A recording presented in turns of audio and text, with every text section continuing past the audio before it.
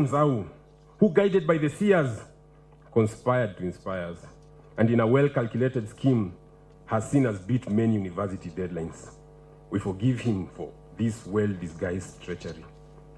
There was Dr. Zedekiah Sida, the most elite street-level bureaucrat in the global south, who single-handedly ensured the phrase, "What governments decide to do or not do," echoes in our heads all year long. Your Excellency, sir, we cannot forget the unsung heroes behind the scenes. The dedicated staff of the National Defense College, who, like a well-oiled orchestra, ensured our time here flowed like a flawless symphony. From the moment we arrived, they were the steady hand guiding us through the administrative maze. They navigated our late-night printing emergencies with saintly patience. They were the invisible force that kept the orchestra in tune, the silent strings holding everything together. We may be the ones who've been on stage belting out grand strategies, but without their dedication and support, our music would have faltered, and the performance would have just been a cacophony. So, to the phenomenal staff of the National Defense College, we raise a cup in your honor. Your contribution to our success is immeasurable. Your Excellency, sir, our time at the National Defense has been far more than just textbooks and tactics. It's been a cauldron that has forged a new generation of leaders, vanguards who can navigate the complex dance between national security and global cooperation. Here we have vanquished borders. We've learned to see threats as ripples in the vast geopolitical pond and honed our ability to think strategically across continents. And all this was made easier by a great Navy man. They say the Navy breeds calm seas and steady leadership. And we, the Vanguard, can attest that our course coordinator is the apt description of this. He steered this sometimes cantankerous Vanguard ship with the grace of an experienced sailor, ensuring we never ran aground on the shoals of confusion. May his future voyages be smooth sailing, and may his coffee always be strong. As we depart from these hallowed grounds, may the lessons learned forever resonate within the Vanguard. Let the strategic significance of the National Defense College remain ever present within us, not just for Kenya, but for the betterment of the global community. May the powerful network we've forged serve as a testament to the unifying spirit nurtured here. And perhaps most importantly, may we never lose sight of the transformative power a single informed voice holds when amplified by collaboration. The Vanguard, go forth empowered by knowledge and strengthened by this remarkable fellowship, and shape a future imbued with greater security and peace. And in the event you don't know how the future looks, don't worry. After all, from within the Vanguard, haven't we produced the Chief of the Defense Forces? Haven't we produced the Kenya Air Force Commander? Stay calm, and as the sailors say, see you again. Thank you, sir. I would suggest a better round of applause for Were. Sir, Your Excellency, you can imagine if that is the last born, I don't know what the firstborn would have done. Thank you very much, Were, for that valedictory. Your Excellency, sir, distinguished guests, members of the Diplomatic Corps, participants of Course 26, invited guests, ladies and gentlemen, may I now take this opportunity to humbly invite the Commandant of the National Defense College, Lieutenant General Munyikai, to give his remarks, and later invite His Excellency, the Commander-in-Chief of the Kenya Defense Forces, to award certificates to the graduates of Course 26 of 2023-2024. The Commandant, sir.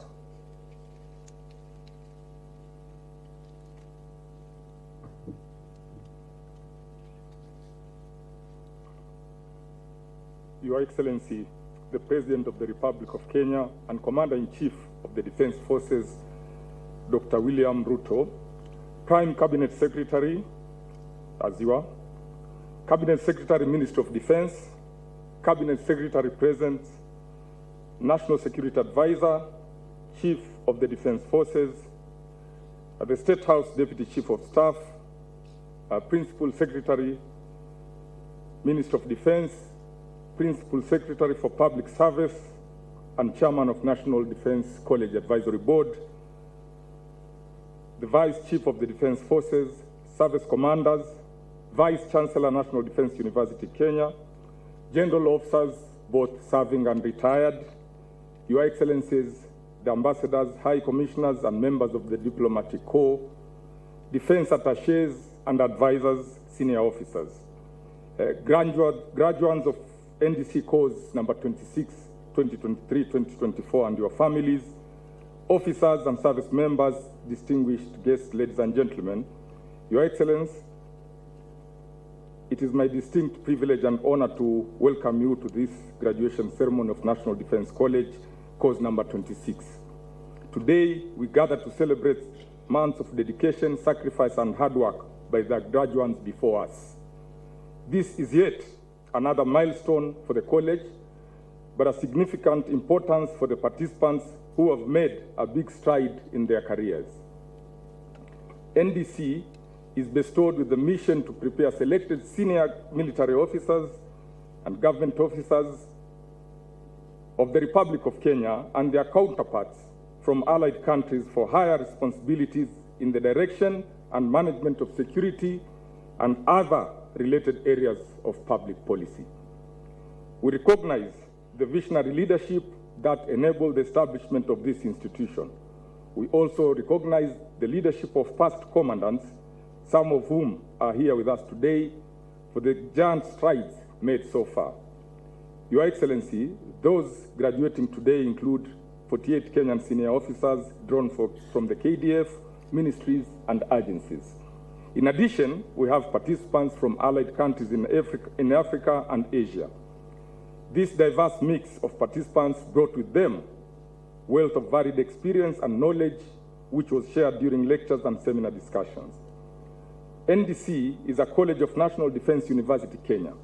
It offers a blended curriculum model composed of a professional and academic program.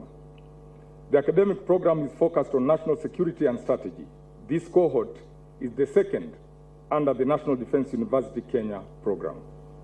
Towards this end, the participants undertook either master's degree or diploma in national security and strategy in line with the university admission policy. The participants have already completed their coursework, and their graduation is scheduled later in the year at the seat of National Defense University Kenya in Lanet, as per the university almanac. The participants have demonstrated exceptional commitment and resilience throughout the course and now stand on the threshold of a new chapter in their careers, embodying with them college values of knowledge, wisdom, integrity, and patriotism. As we congratulate the graduates, we cannot forget the immense support and contribution that their individual families made to the success of this cause. Your Excellency, I wish to assure you that the objectives we set to achieve in this cause has been successfully attained. This was made possible through the support and guidance that we always receive through the Ministry of Defense. Your Excellency, sir, I now humbly invite you to award certificates to the graduates. Your Excellency, sir.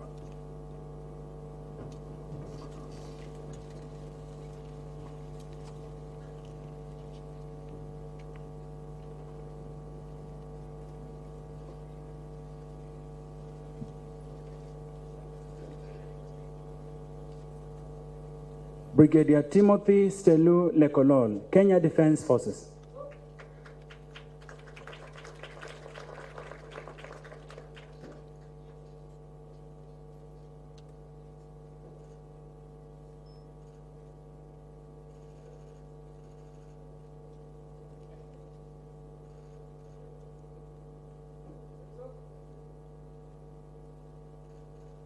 Major General David Ouchol Lemuny Ogus, South Sudan People's Defense Forces.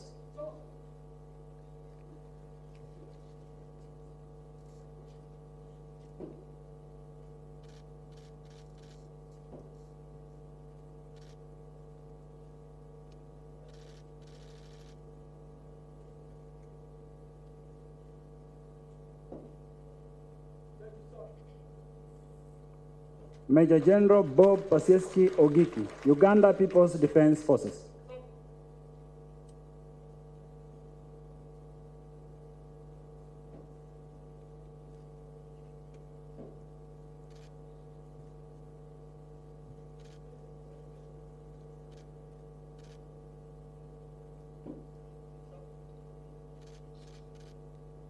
Mr. Eliakim Kipkoech Sulgich and Mr. Bruce Nyonje, National Police Service.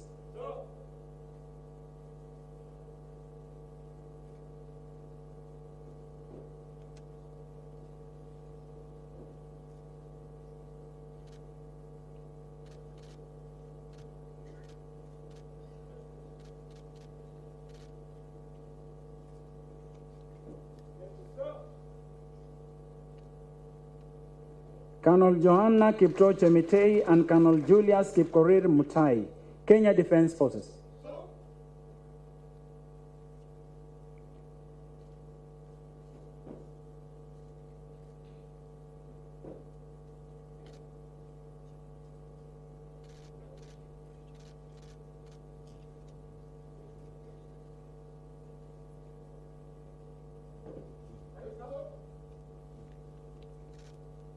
Ms. Nancy Jemtai and Mr. Michael Mugendi Kishuki, Kenya Revenue Authority.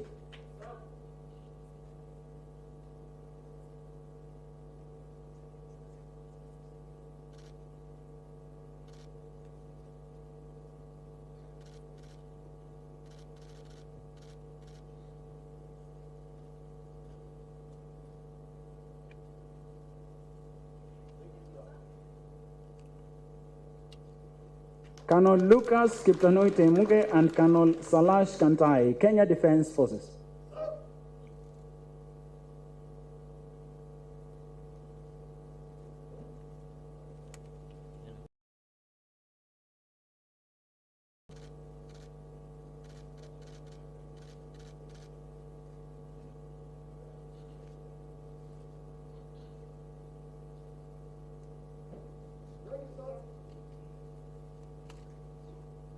Brigadier Sachin Mehta, Indian Army.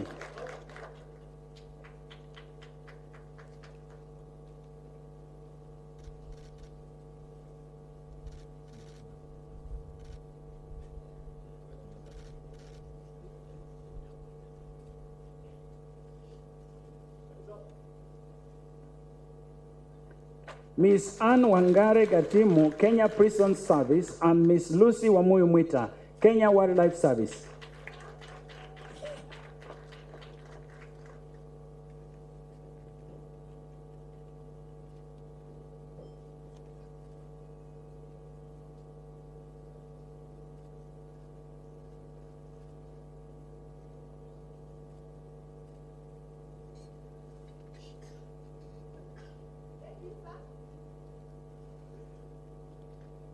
Colonel John Kipchumba Koskei and Colonel Peter Kariuki Karigi, Kenya Defense Forces.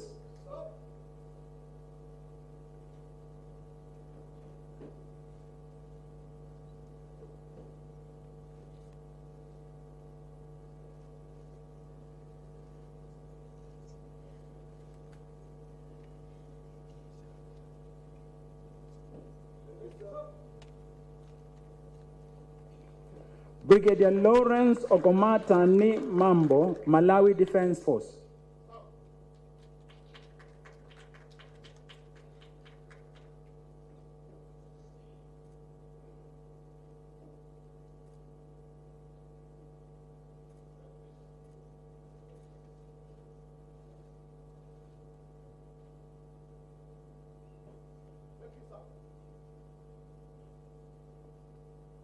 Ms. Flavia Akumu and Mr. Peter Gitiha Mutu, Ministry of Interior and National Administration.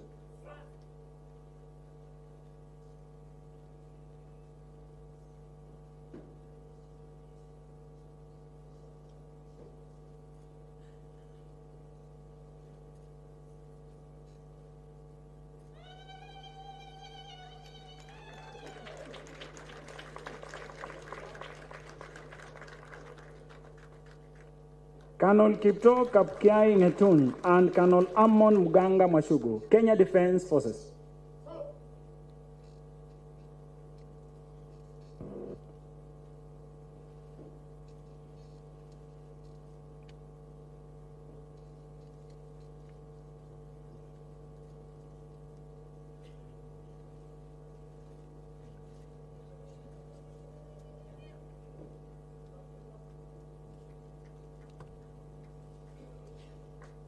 Brigadier General Madhukar Singh Karki and Colonel Suresh Hamal, Nepali Army.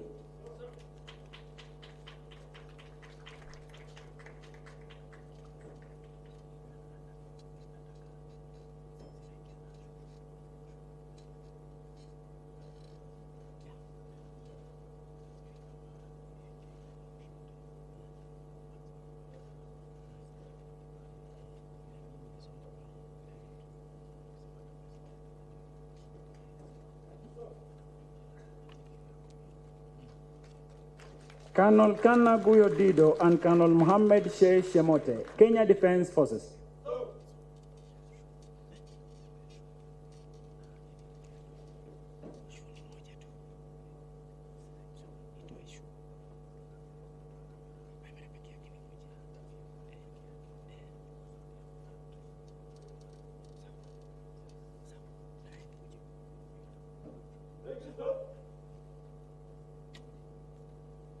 Mr. Swale Mwajidagaya Mohammed and Mr. Wario Kuduba Guyo, Ministry of Foreign and Diaspora Affairs.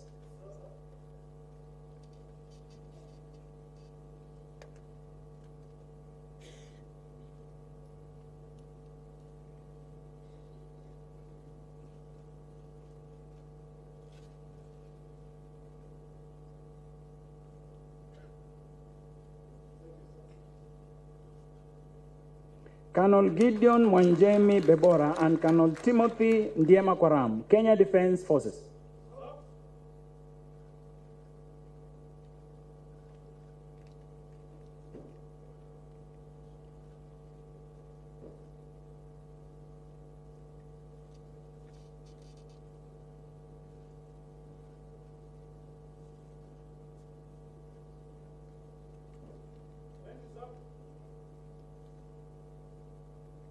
Colonel Charles Shilton Oye, Botswana Defense Force.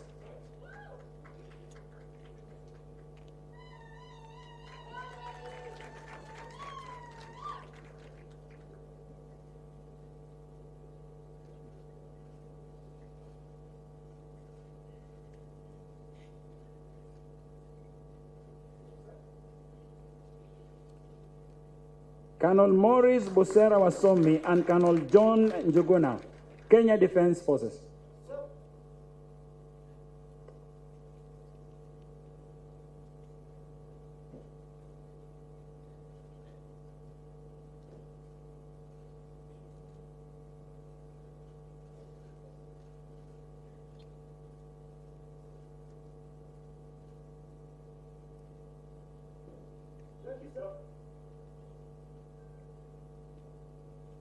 Ms. Mary Wanjiru Mwenje, Office of the Director of Public Prosecution, and Ms. Nataline Nyawera Maingi, Ministry of Foreign and Diaspora Affairs.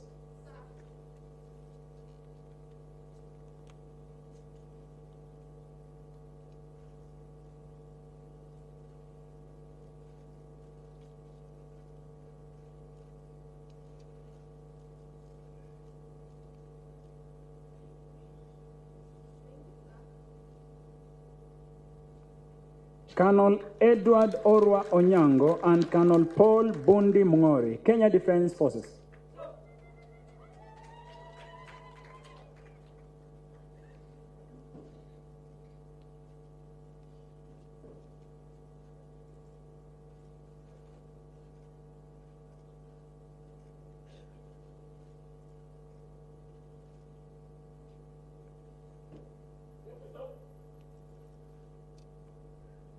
Colonel Jean Bosco Kabuhungu, Burundi National Defense Force.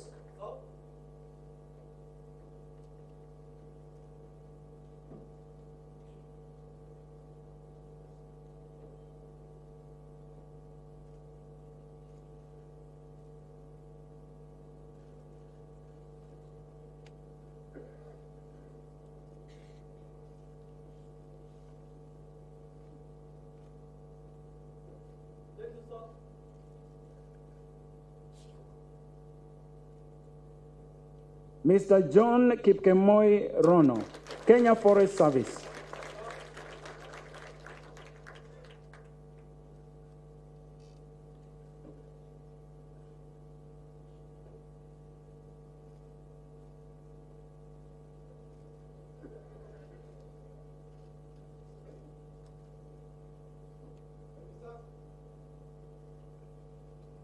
Brigadier General Maged Mahmoud Hadir, Egyptian Army.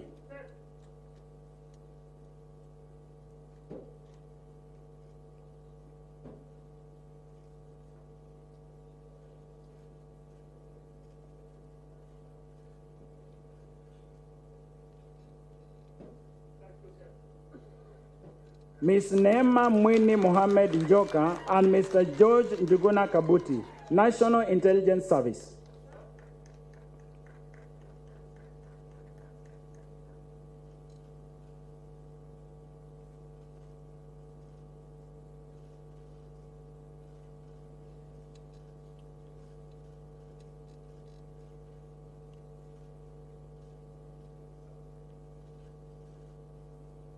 Colonel Amanu Megersa Kicha, Ethiopian Army.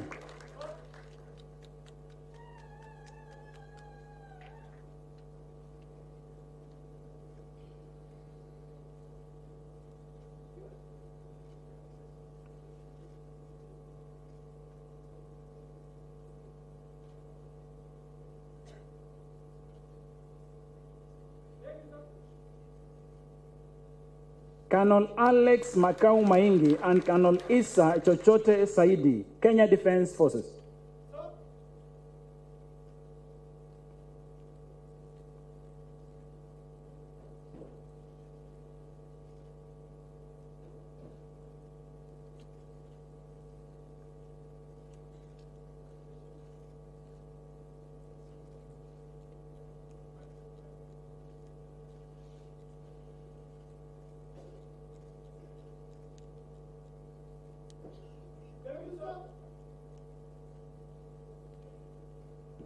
Colonel Timotheus E. Konja Amukwaya, Namibia Defense Force.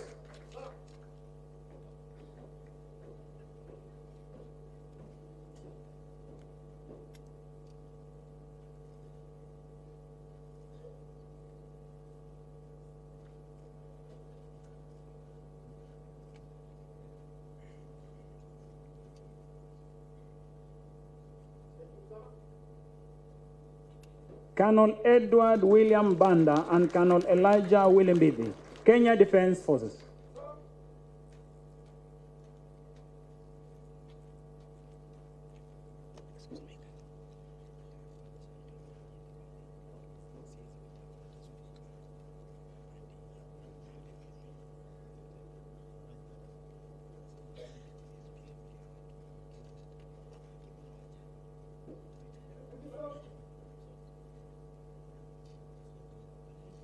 Colonel Suleiman Abdullahi, Nigerian Army.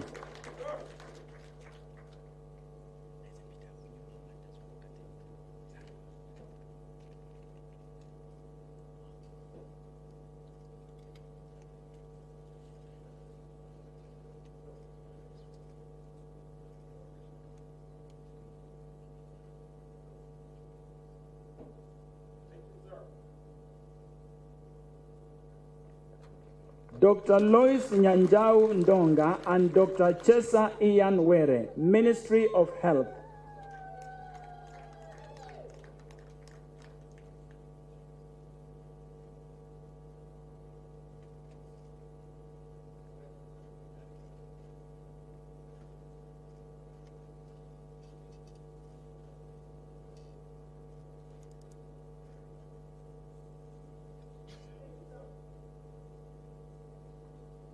Colonel Kothek Zachary Makori and Colonel Joseph Mark Awala, Kenya Defense Forces.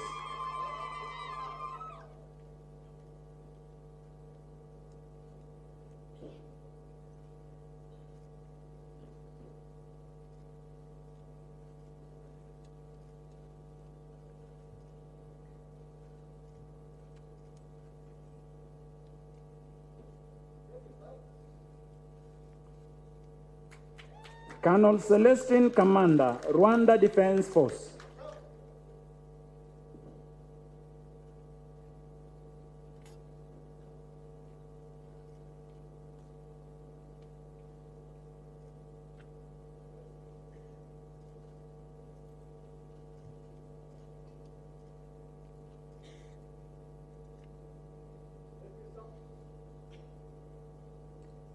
Colonel Costas Chegemwangi and Colonel Nehemiah Kemei, Kenya Defense Forces.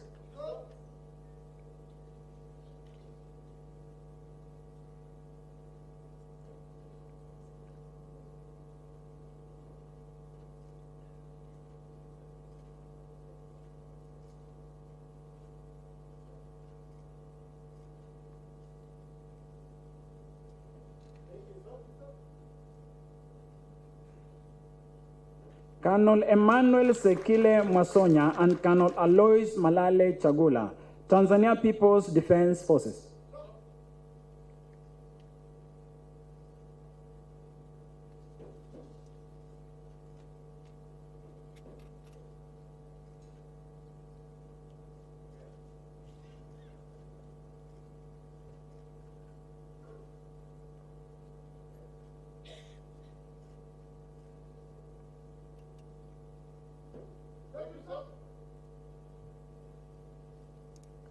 Mr. Ignatius Wekesa Nauliha, Ethics and Anti-Corruption Commission.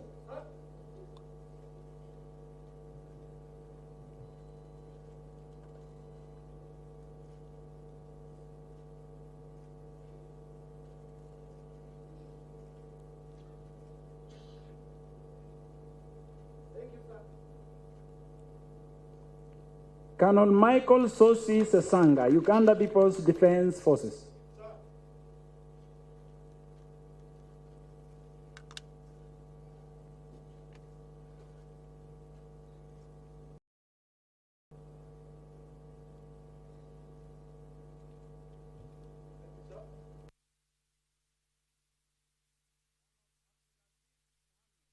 Colonel Robert Jerob Birech, Kenya Defense Forces.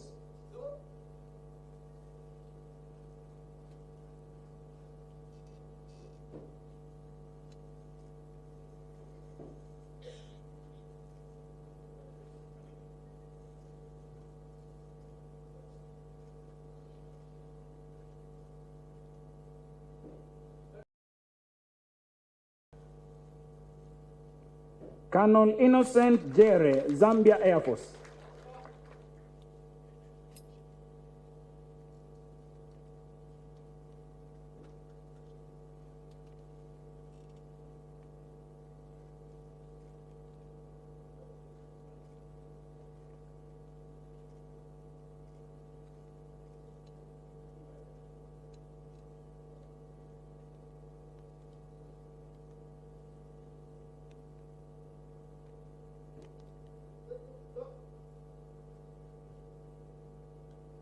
Miss Harriet Mukami Mburu, National Youth Service.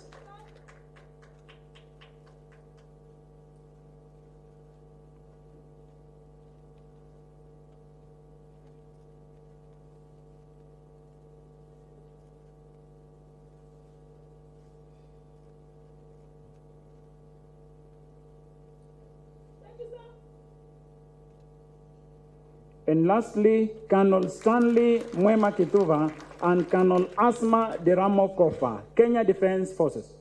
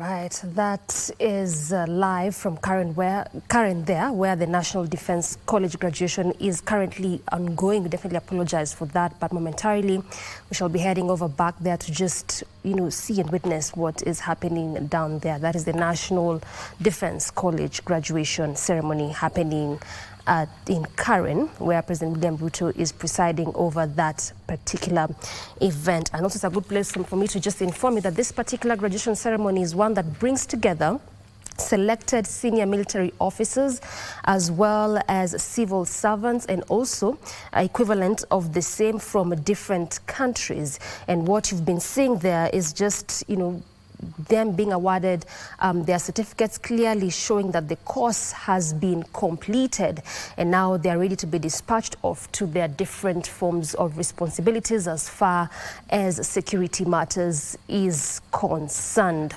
Momentarily, we head over back to Karen, where this graduation ceremony is currently ongoing.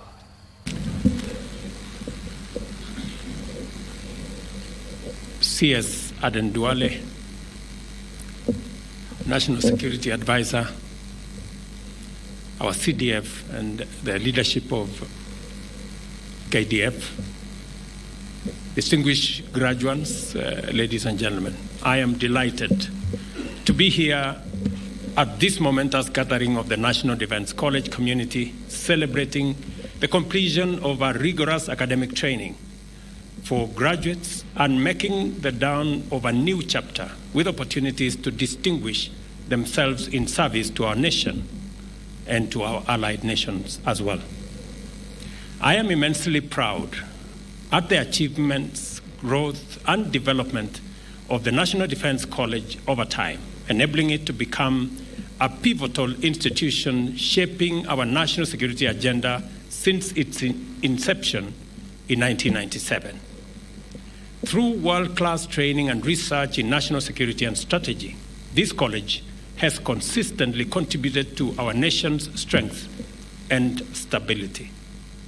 I congratulate each graduate on completing your duties at the National Defense College. I commend your families for their loyal support during your year-long preparation for vital national responsibilities and encourage them to continue supporting our officers to serve with confidence, resilience, and professionalism. Ladies and gentlemen, it is pleasing to note the National Defense College's steadfast commitment to developing and promoting professional leadership skills, upholding high standards of quality, and demonstrating integrity in managing national security policy and strategy. This dedication has been instrumental in fostering peace and security in our country, the region, and beyond. For over 2 decades, the National Defense College has attracted participants from Kenya Defense Forces, their counterparts from Africa, and many other countries. Each year, more government agencies choose the college to train senior public servants, enhancing their competencies and understanding of national security imperatives and strategy, though embracing the whole of society approach. This collaborative spirit fosters essential synergy and integration among government agencies to address the ever-evolving and complex security landscape. The NDC's commendable growth is evident in its diverse student population and expanding international reach, particularly in our continent. I am gratified to see the increasing number of female officers among participants each year. This commitment to gender inclusivity reflects the Ministry of Defense dedication to fostering diverse and capable leadership.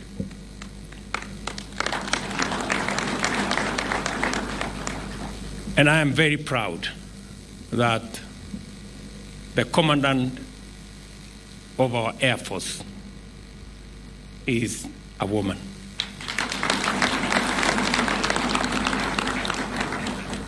I urge the Kenya Defense Forces and the National Defense College to continue this trend to cultivate a deeper pool of understanding especially among female military and security sector leaders.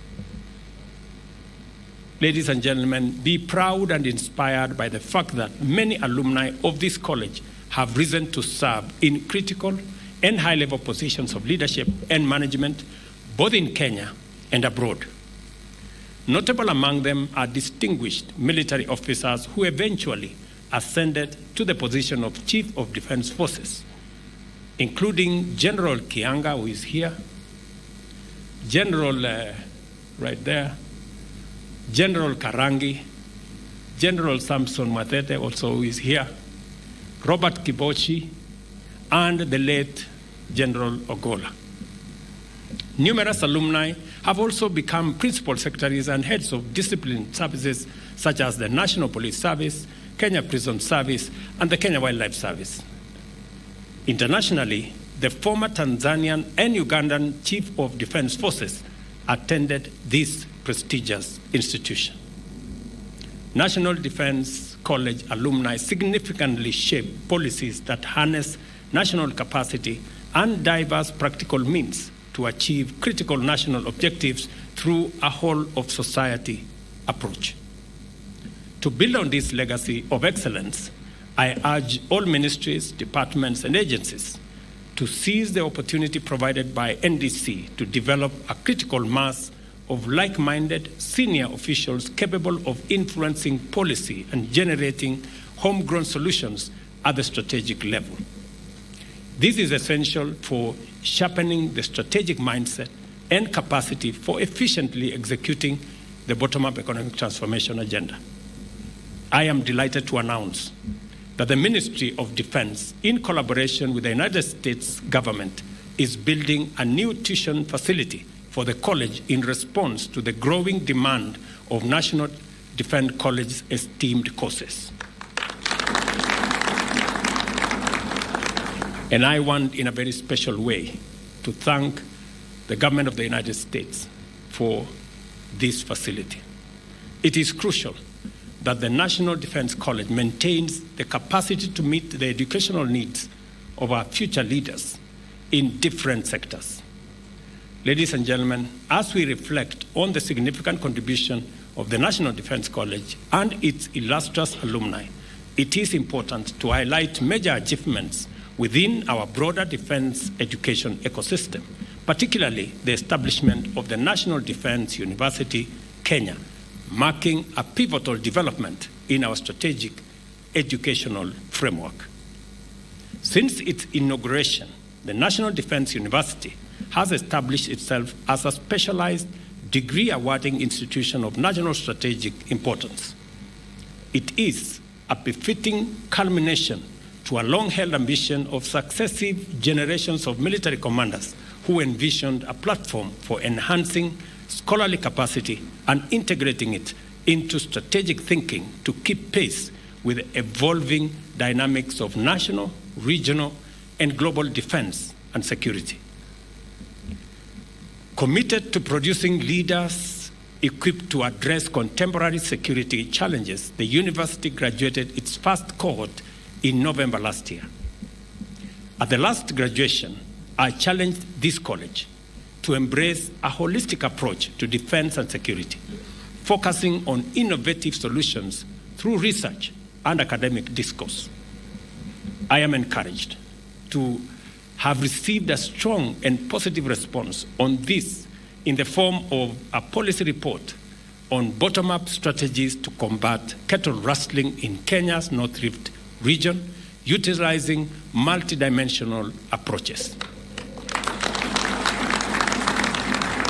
And I am told that one of the students of this course, in fact, undertook that research. Thank you very much. This report is a commendable return on investment, showcasing the practical impact on National Defense University's research capabilities in addressing security challenges that are present and with us. As we celebrate yet another achievement by this institution, I appreciate the dedicated leadership and exemplary organizational management that are the hallmark of the National Defense College.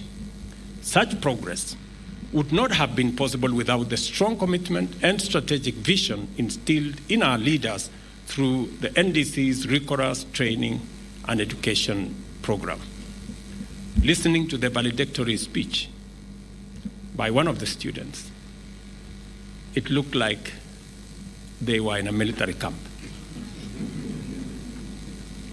I extend my gratitude to the entire KDF fraternity, led by the CS Defense, the CDF, and their officers for their dedication and sacrifice in serving our nation.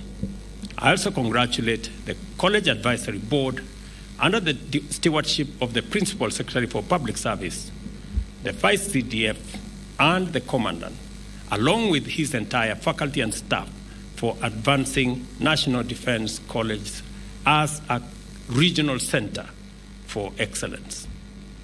To the graduates, remember that your journey of learning and leadership has just begun. You will face complexity, difficulty, uncertainty, volatility, and adversity. Have confidence that your education in strategic thought and management has prepared you to perceive and utilize opportunities with fortitude, face uncertainty with courage, confront adversity with resilience, and seize opportunities with unwavering commitment. Work and lead with integrity, inspire with your actions, and strive to excel in all your endeavors. Congratulations again, and I pray for your success as you carry the torch of hope and resilience to every corner of our nation, to all the nations that you come from, and to everywhere in the world.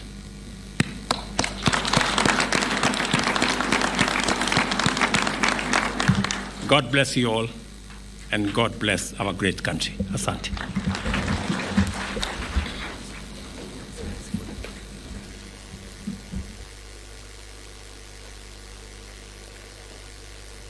Thank you very much, Your Excellency. As we come to the end of the ceremony, I request you be upstanding, as we are now, for the national anthem by the Kenya Air Force Band. The band, please.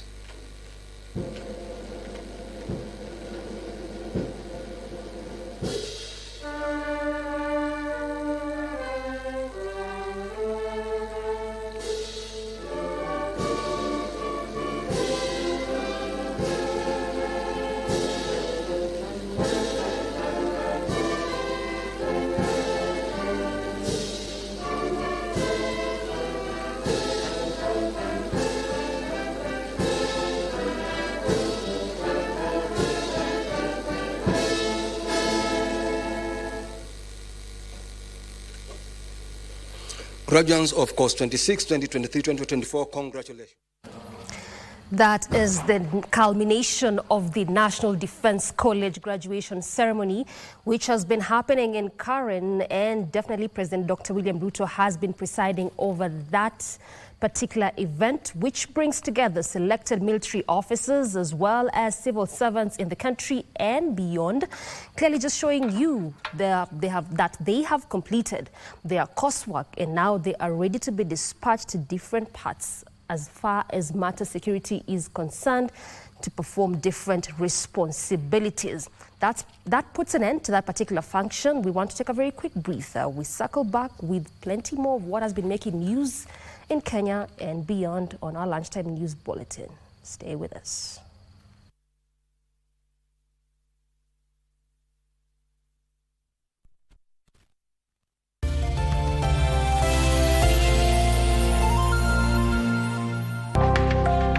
Nilianza kuendesha boda miaka michache iliyopita.